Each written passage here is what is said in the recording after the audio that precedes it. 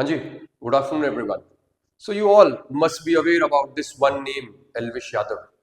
Quite a famous sensation on social media nowadays among and specifically among the young generation of our country.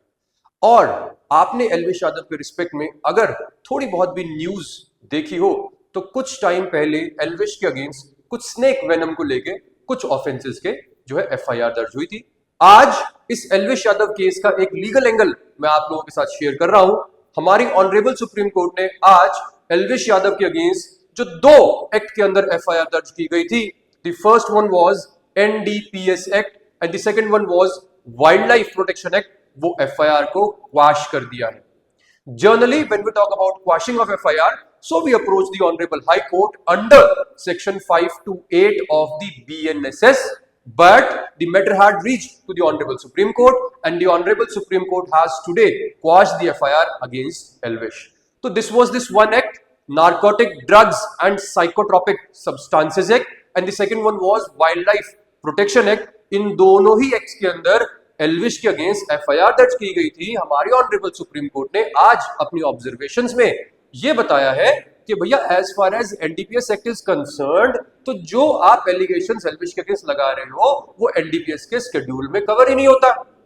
Number two, there is no actual recovery from him.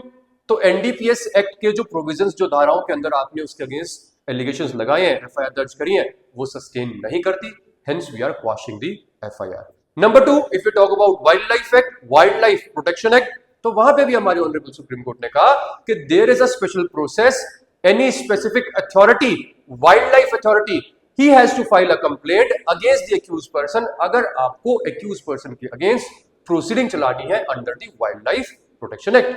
यहां पे there was a private FIR, यहां पे Wildlife Act के procedures को follow नहीं किया गया, and hence the FIR in respect of Wildlife Protection Act also needs to be quashed. तो ये दो एक्ट जो एल्विश के अगेंस्ट लगे थे, लगने से मतलब एफआईआर दर्ज हुई थी। आज हमारे ऑनरेबल सुप्रीम कोर्ट ने एफआईआर जो है क्वाश कर दी गई है। इसी के साथ हमारे ऑनरेबल सुप्रीम कोर्ट ने यह भी बोला है कि we are not deciding this case on the merits. अगर किसी वाइल्ड लाइफ ऑफिसर को लगता है कि वाइल्ड लाइफ प्रोटेक्शन एक्ट के अंदर ऑफेंस हुआ है, वायलेशन हुआ है, तो he is very much allowed to file a complaint against Elvish. I hope this video was helpful for you. ऐसी ही इंफॉर्मेटिव वीडियोस मैं आप लोगों के लिए लाता रहूंगा। Stay tuned. Thank you.